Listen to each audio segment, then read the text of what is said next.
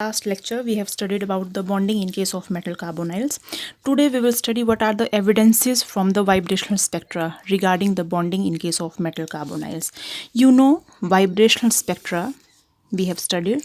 Vibrational spectra it is also called as IR और infrared spectra. ठीक है, तो इंफ्रारेड स्पेक्ट्रोस्कोपी से हमें क्या पता चलता है, हमें पता चलता है वाइब्रेशनल स्ट्रेचिंग्स के बारे में. ठीक है, जैसे हमारे पास हाइड्रोजन हाइड्रोजन बॉन्ड है, कितना स्ट्रॉन्ग बॉन्ड है ये पता कर सकते हैं हम वाइब्रेशनल स्पेक्ट्रोस्कोपी से.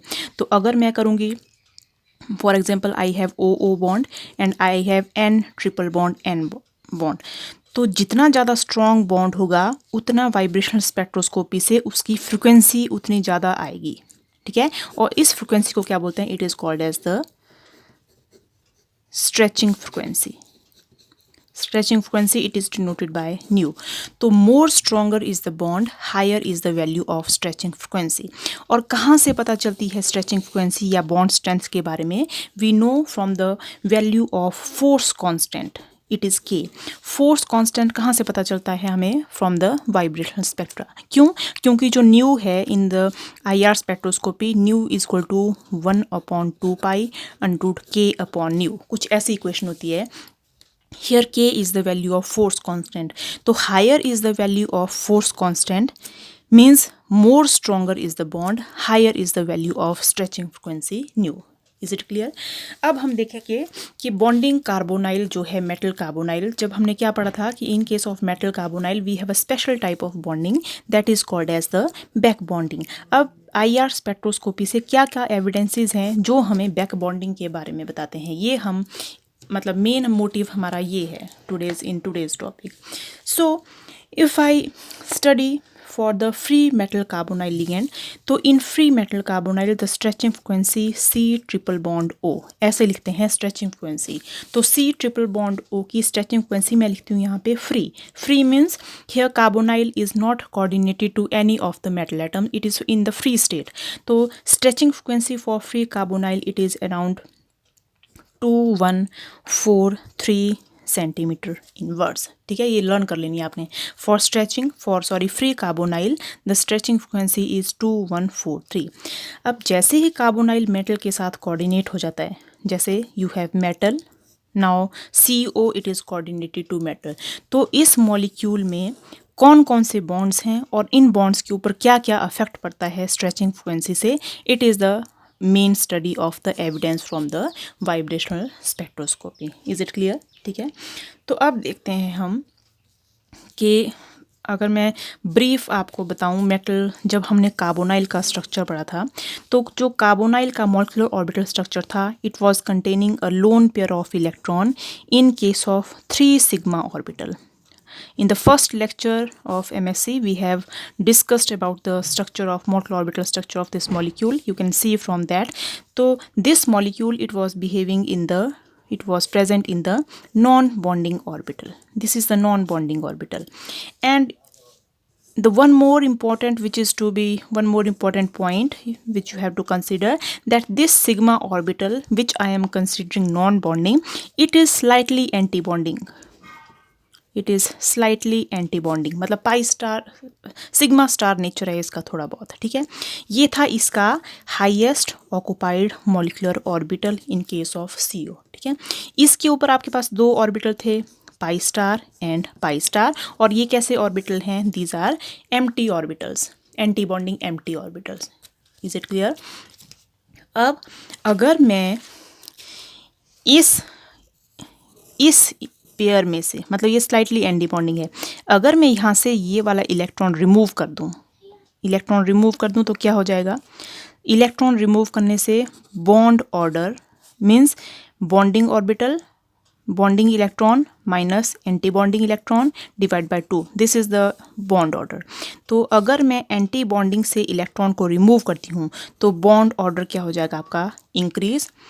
अगर मैं बॉन्डिंग से इलेक्ट्रॉन रिमूव करूँ मतलब इस वाले बॉन्डिंग से इलेक्ट्रॉन रिमूव करूं तो बॉन्ड ऑर्डर क्या हो जाएगा आपके पास, डिक्रीज। और बॉन्ड ऑर्डर क्या चीज़ है, आपने कैलकुलेट किया होगा, बॉन्ड ऑर्डर की वैल्यू होती है 3, 2, 2.5, 1, 1.5, ऐसी ऐसी वैल्यूज़ आती हैं। तो जितना ज़्यादा किसी भी चीज़ में बॉन्ड ऑर्डर है, for example in case of nitrogen bond order is 3, in case of oxygen bond order is 2, तो higher is the bond order, more stronger is the bond. Here bond order for nitrogen is 3, that means it is a stronger bond as compared to oxygen where bond order is 2।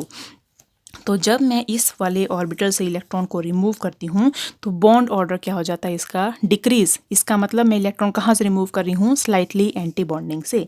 लेकिन अगर मैं electron यहाँ पे add कर देती हूँ किसी भी तरीके से ऊपर वाले ऑर्बिटल में, तो क्या हो जाएगा इसका, बॉन्ड ऑर्डर क्या हो जाएगा इसका, डिक्रीज हो जाएगा।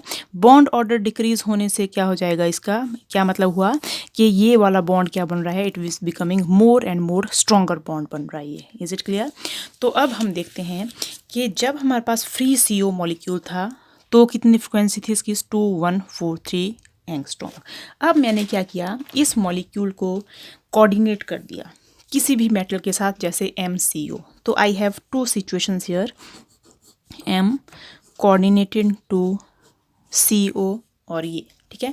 तो जब भी हम जो भी एविडेंस देखेंगे वो हम इस वाले बॉन्ड के ऊपर देखेंगे, CO के बॉन्ड के ऊपर, कि मेटल के साथ कोऑर्डिनेट करने के बाद CO जो स्ट्रेंथ है वो इंक्रीज हो रही है स्ट्रेंथ, या स्ट्रेंथ क्या हो रही है, डिक्रीज हो रही है। ठीक है, ये है हमारा मेन मोटिव। ठीक है, तो अब देखो मेरे पास कुछ एविडेंस आए। क्या एविडेंस आए कि when I have new C triple bond O in free state, value is 2143 centimetre inverse. अब आपने याद रखना है, higher is the value of stretching frequency, more stronger is the bond. अब मैंने क्या किया, मेटल के साथ इसको कोऑर्डिनेट कर दिया। अब मैं न्यू CO की वैल्यू देख रही हूँ, तो न्यू CO की वैल्यू आ रही है, मान लो 1800 सेंटीमीटर इनवर्स के आसपास आ रही है। तो क्या पता चल रहा है यहाँ पे कि जैसे ही मेटल के साथ कोऑर्डिनेट हुआ ये कार्बोनाइल लिगेंड, CO की जो स्ट्रेचिंग फ्रिक्वेंसी है इट हैज़ बिन डिक्रीज।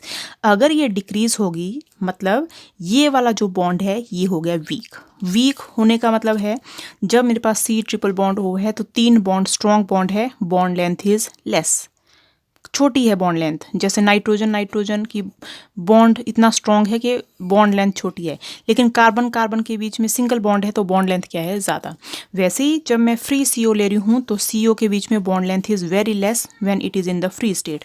लेकिन जैसे ही मेटल के साथ कोऑर्डिनेट किया, बॉन्ड स्ट्रेंथ क्या होगी, डिक्रीज। और स्ट्रेंथ का पता कहाँ से चल रहा है हमें, फ्रॉम वाइब्रेशनल स्पेक्ट्री।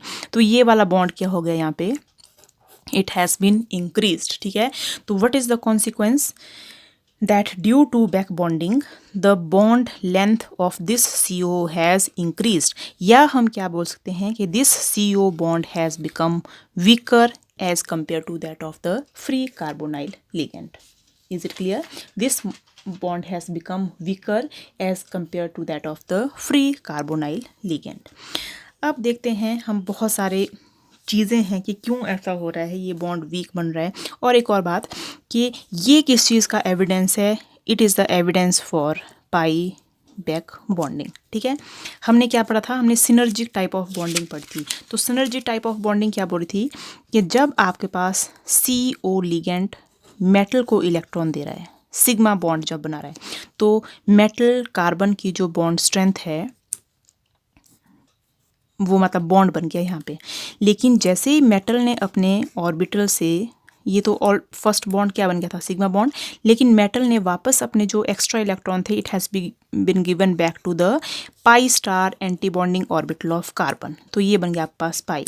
अब हमने क्या पढ़ा था कि जैसे ही पाई बैक बॉन्डिंग हो गई, strength of this metal carbon bond has been increased. तो this type of bonding it was called as synergic bonding. This means increase in the strength of one type of bond due to increase in this, इस bond की strength increase हुई, तो increase in the strength of one type of bond due to formation of another type of bond. Pi bond बनने से sigma bond की strength क्या हो रही है, इंक्रीज हो रही है।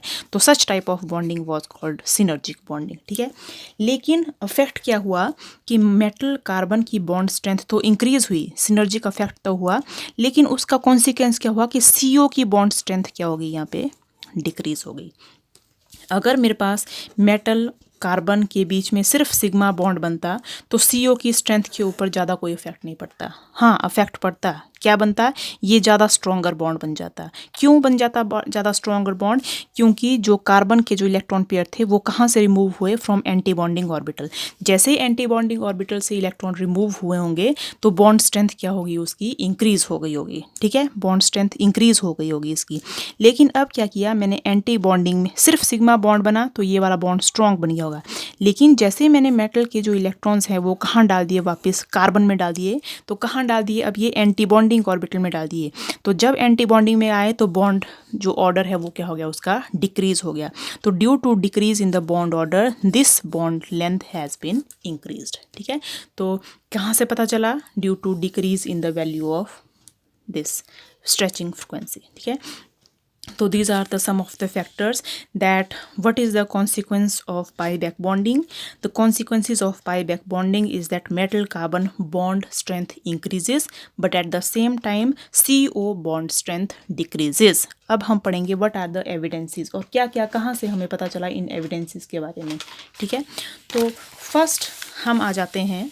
अब मैंने आपको लास्ट लेक्चर में बताया था कि कार्बोनाइल जो लिगेंड है it can behave as a terminal ligand and it can behave as a bridged ligand. जैसे मान लो मेटल है, सारे CO अगर ऐसे लगे हुए हैं तो it is behaving as a terminal ligand. लेकिन अगर आई हैव 2 मेटल एटम्स और 2 मेटल एटम के बीच में CO है तो it is behaving as a bridged ligand. तो क्या चीज़ें हैं? तो कार्बोनाइल टर्मिनल लिगेंड बिहेव कर रहा है या ब्रिज्ड लिगेंड बिहेव कर रहा है? It is also understood from the vibrational spectroscopy. कैसे पता चला? Again I will write here, I have written here this what I have written, that new CO in free state stretching frequency is T2150 centimeter inverse। जब ये terminal ligand behave कर रहा है तो stretching frequency कितनी आ गई? मैं यहीं पे लिख देती हूँ, that new CO when it is behaving as a free ligand, new CO when it is behaving as terminal ligand, and new C triple bond O when it is behaving as the bridged ligand. So when it is free it was 2143 centimeter inverse, when it is behaving as terminal ligand it is 2125 28150 centimetre inverse. जब ये bridged ligand behave कर रहा है तो value is 8160 से लेके 1700 centimetre inverse. तो इन value से क्या पता चल रहा है कि जब तक तो CO फ्री है तो इसकी स्ट्रेंथ सबसे ज़्यादा है क्योंकि इसकी स्ट्रेचिंग फ्रिक्वेंसी सबसे ज़्यादा है। जैसे ये टर्मिनल लिगेंड बिहेव करना स्टार्ट किया स्ट्रेचिंग फ्रिक्वेंसी सबसे डिक्रीज हो गई। लेकिन जब ये ब्रिज्ड लिगेंड बिहेव कर रहा है तब तो इसकी जो फ्रिक्वेंसी है ये और भी ज़्यादा डिक्रीज है। मतलब सबसे वीक बॉन्ड का बना, ये वीक, सबसे वीक बॉन्ड है ये। अगर ये वीक है तो इसकी बॉन्ड लेंथ क्या होगी? It is highest. तो bond length, bond strength decreases as strongest bond, weaker bond, weakest bond. Bond length, smallest bond length, उससे ज़्यादा bond length, highest bond length. ठीक है, वैसे हम क्या निकाल सकते हैं? Bond order, smallest bond order, sorry largest bond order, smaller smallest bond order. तो स्ट्रेचिंग फ्रिक्वेंसी से हम बहुत सारी वैल्यूज़ निकाल सकते हैं। ठीक है, अब देखो, अब मैं डिफरेंट मॉलिक्यूल्स को मान लो कंपेयर कर रही हूँ। कैसे कंपेयर कर रही हूँ? If I am writing CrCO6, इसको बोलते हैं प्योर कार्बोनाइल कॉम्प्लेक्स, कि जितने भी लिगेंड्स हैं वो सारे कैसे हैं? कार्बोनाइल। अगर मैं कार्बोनाइल लिगेंड को किसी और लिगेंड से रिप्लेस कर दूँ, for example I have put some ligand 3 molecules of any ligand and here from here I have removed 3 CO, 3 CO मैंने रिमूव कर दिए और 3 लिगेंड इसमें ऐड कर दिए। तो क्या बन गया? CrCO 3 times and L 3 times. ठीक है, तो ऐसे कॉम्प्लेक्सेस को बोलते हैं, these are called as mixed carbonyl complexes. These are called as mixed carbonyl complexes. ठीक है, अब अगर मैं मिक्स्ड कार्बोनाइल कॉम्प्लेक्सेस में जो L ऐसा लिगेंड है which has very less pi acceptor capacity, it is a very less pi acceptor ligand, तो क्या होगा? अब क्या होगा ये मैं आपको बताती हूँ। If I take CrCO6 then let stretching frequency is 2100 centimetre inverse. If I am taking CrCO3 और EN इथाइलिन डायअमीन लिगेंड ले लिया मैंने, तो जो न्यू CO स्ट्रेचिंग फ्रिक्वेंसी है it's value is 1900 centimetre inverse. ठीक है, क्या मतलब हुआ कि आपने लिया था CrCO 3 CO और थे, लेकिन अब इन 3 CO की जगह आपने क्या लगा दिया है, इथाइलिन डायमीन। अब यहाँ पे मैं सिर्फ एक ही इथाइलिन डायमीन ऐड कर रही हूँ। ठीक है, मान लो ये लगा दिया आपने इथाइलिन डायमीन लिगेंड।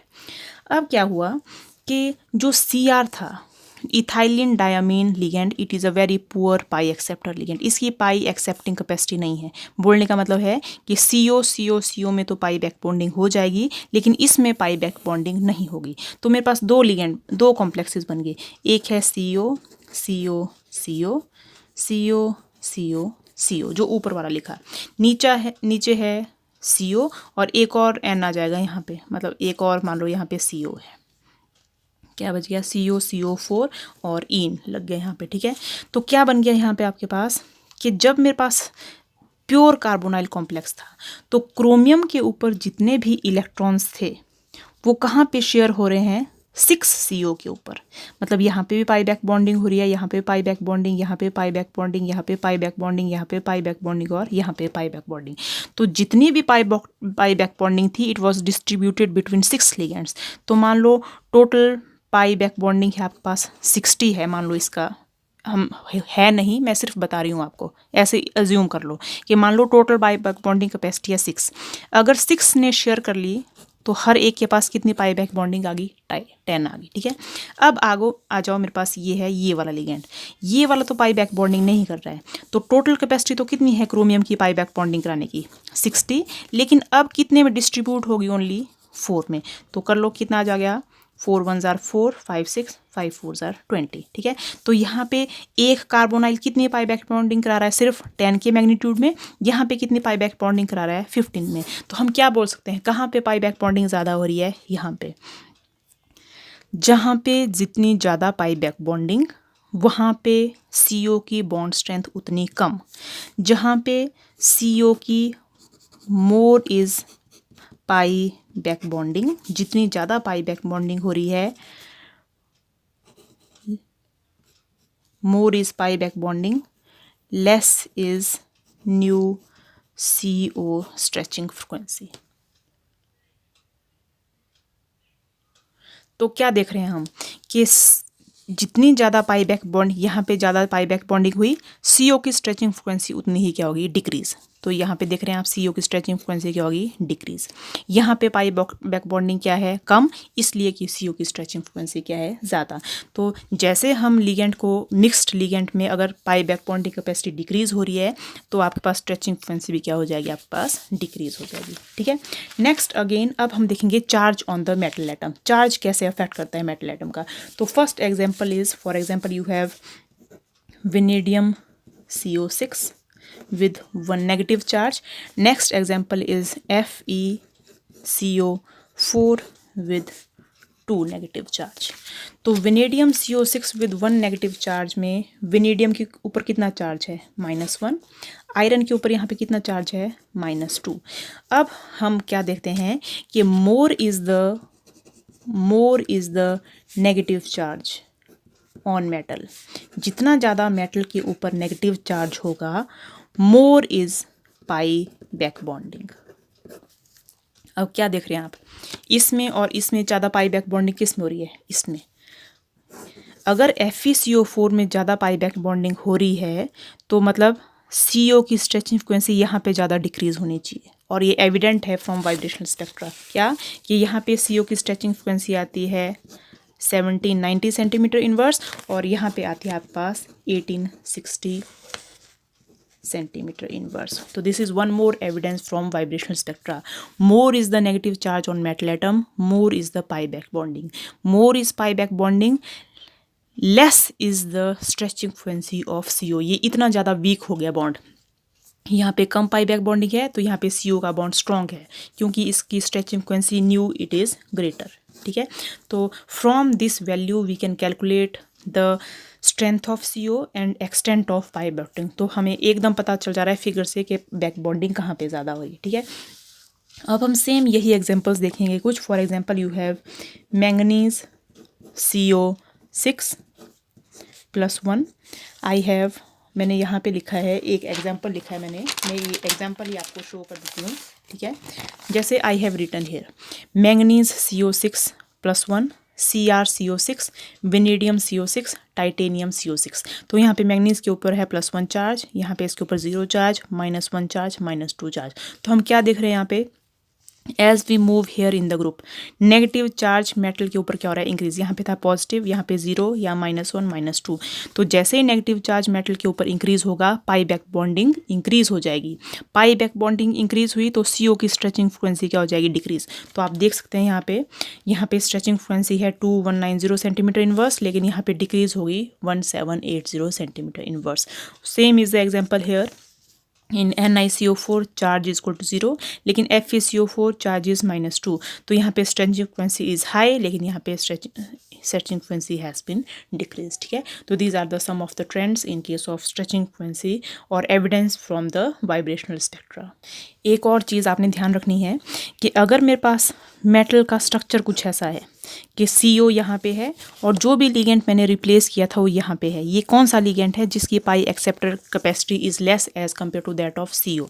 तो if this both are present at trans position, अगर ट्रांस पोजिशन में है तो CO की जो back bonding capacity is very very high if such ligand is present trans to CO, ठीक है। जैसे मान लो कोई मैंने लिगेंड निकाला लिया क्लोरीन की बैक बॉन्डिंग कैपेसिटी नहीं है, तो अगर दो चीज़ें हैं, अगर Cl है यहाँ पे CO, तो यहाँ पे Cl CO are present in cis position, यहाँ पे Cl CO is present in trans position. तो बैक बॉन्डिंग कहाँ पे ज़्यादा होगी, when these are present as trans position as compare to when they are present in the cis position, ठीक है। Last one thing again I want to discuss with you, ये again I have taken metal carbonyl complexes, but these are the mixed metal carbonyl complexes, ठीक है। I have taken metal 3 molecule of carbonyl। अब मैंने phosphine ligand लिया है, ये है trimethyl phosphine, ये है सिंपल फॉस्फीन, ये है ट्राईक्लोराइड फॉस्फीन, ये है ट्राईफ्लोराइड फॉस्फीन। अब आप देख सकते हैं लिगेंड सब कुछ सेम है, लेकिन लिगेंड में सबस्टेंट्स डिफरेंट हैं सिर्फ, ठीक है। तो यहाँ पे है मिथाइल, यहाँ पे है fluoride. Fluoride is having more electron gaining capacity as compare to that of the methyl. तो PF3 ज़्यादा इलेक्ट्रॉन गेन कर लेगा मेटल से एज कम्पेयर टू PCl3। तो मेटल से अगर PF3 ही इलेक्ट्रॉन गेन करेगा तो मेटल के ऊपर चार्ज डेंसिटी क्या हो जाएगी, डिक्रीज हो जाएगी। तो अगर मेटल के ऊपर इलेक्ट्रॉन डेंसिटी डिक्रीज होगी तो CO इतनी एफिशिएंटली इलेक्ट्रॉन को गेन नहीं कर पाएंगे। तो it has the lowest pi back bonding capacity, therefore it will have the highest new CO stretching frequency. Is it clear? So these are the some of the features or evidences which were related to the evidence for the pi back bonding in case of metal carbonyl complexes. Okay.